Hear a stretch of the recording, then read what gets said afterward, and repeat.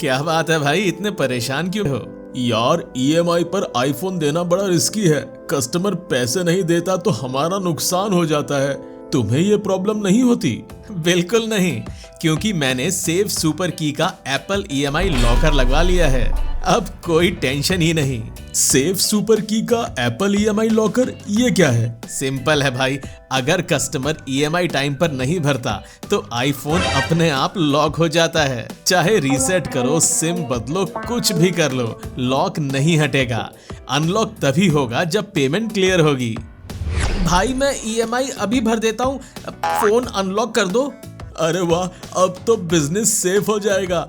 EMI recovery 100% sure है। Save super की का एप्पल ईएमआई लॉकर लगवाएं और पाएं 100% ईएमआई रिकवरी का भरोसा। आज ही कॉल करें 9877912592 पर।